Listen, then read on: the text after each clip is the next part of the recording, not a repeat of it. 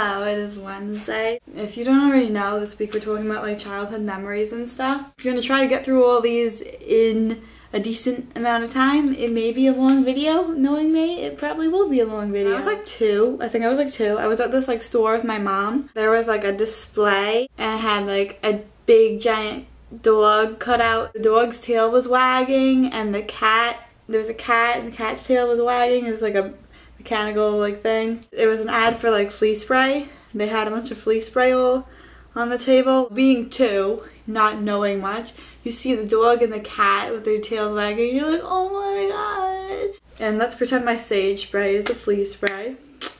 Here's the spray part. I just pressed down. I didn't know that when you press down on a spray bottle it sprays, so it went right in my eyes. They had to take me to some like back room where some 2 strange men were like holding me down, washing my eyes out. Cause I guess apparently as soon as I pressed it down I screamed. They were just holding me down, cleaning out my eyes cause you know, it's poison, flea spray. And like, I still to this day have nightmares about that. I was like 5, I think. My mom wanted me to get into like horse riding and stuff, so we were like checking out different barns and stuff, like seeing where I should ride. There's one place we went to. There's a reason we didn't pick that place for my lessons, and here's why. As we're leaving, 3 giant white geese are chasing us, like honking, terrifying. Oh my god, so scary. Who wouldn't be scared of 3 giant white geese coming at you? They're gonna peck your eyes out or something. My mom was holding my sister. I think my sister was actually pretty calm, but I was screaming for my mom because I didn't understand. Like at that point in time, I thought my mom was the most horrible person. I don't think that now, but then at that moment I did, because they're gonna kill me and you're picking my sister over me. My sister comes up in a lot of stories in this video, so I'm gonna just tell you her name's Sarah, just so I can say Sarah and no one's gonna be like, who the fuck is Sarah? So my mom's holding Sarah because she's like 2 and I'm 5, and I'm like so upset because my mom is like choosing her over me. And like I'm pretty sure Sarah was just like whatever about the geese. I'm pretty sure she wasn't really that scared. But then again, she was in my mom's arms. She was safe. I'm on the ground. Like my mom couldn't even hold my hand. When I was in 2nd grade, I was a thief. I stole things, in particular erasers. It was really cool. You know those little erasers that you can stick at the end of pencils that are like pointy at the top? For some reason in 2nd grade, you were the shit if you had one of those. Like you were the coolest thing. And I never had one. And I'm sure I could have just asked my mom and she would have got me them. I never bothered to do that for some reason. And I thought it was a good idea to steal people's. It was really sneaky, I guess. I managed to steal like over like 20 erasers.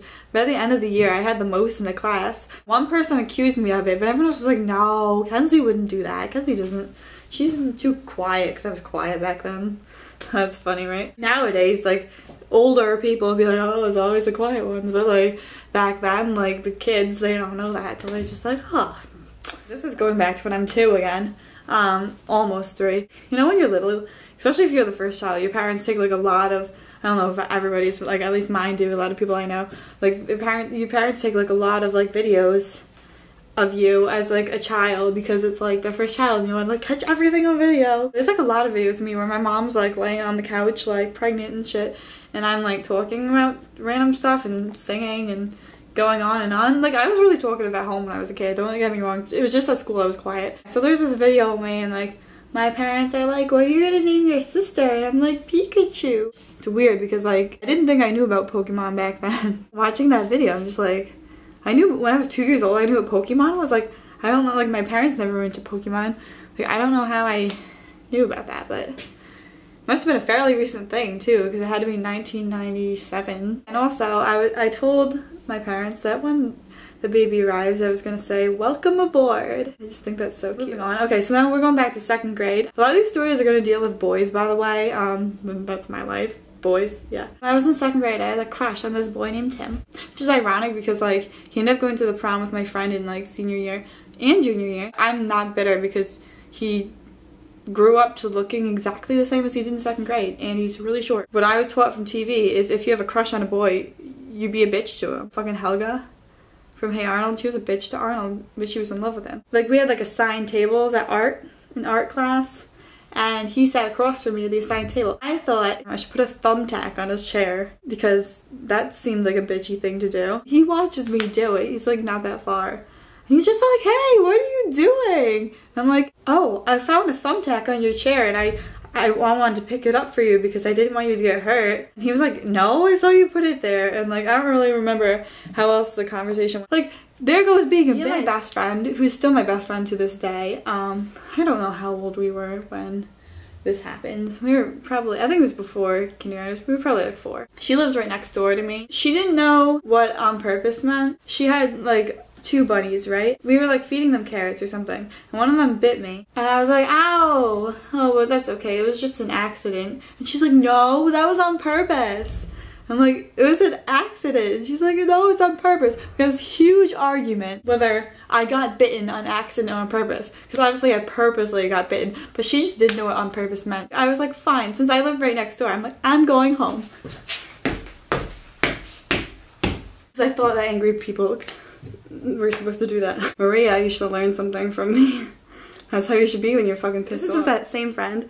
So I convinced her that Rumpelstiltskin, you know that character from like the fairy tale about he like spins straw into gold and stuff. I convinced that friend, her name is Vicky, that Rumpelstiltskin lived in my closet. And I was like, here's proof that he lives in my closet. I took a piece of paper. I'm like, I'm going to put this in the closet, and 5 minutes later we're going to check on it, and there will be a bite out of it because Rumpelstiltskin loves to eat paper. So yeah, I fucking put the piece of paper in the closet, watched the clock for 5 minutes, went back. When she wasn't looking, I like took a bite out of the paper, and I was like, see, he bit. And she's like, oh, like she was like, oh my god, you weren't lying. And like, she was like scared in my closet for a while. First grade, it was like winter, and everybody had 2 mittens to color. I, being a creative genius that I am, decided to put like patterns on the mittens, like snowflakes or some kind of pattern. The teacher was not having that. She like called my parents. I don't know what's wrong with her. She's just not like the other kids. I had a meeting and she had my parents come in to tell them everybody else like colored the mittens a solid color and she put patterns on the mittens. And my parents were just sitting there like laughing. I don't know if they were laughing, like literally laughing, or if they were just like, what the fuck. They're like, our kid's a fucking creative genius. Like, you jelly? Also, there was like, it was like Martin Luther King Day. And like, she gave everybody a picture of his face to color. I, being the creative genius that I am, shaded his face. Like in first grade, I was 6 years old.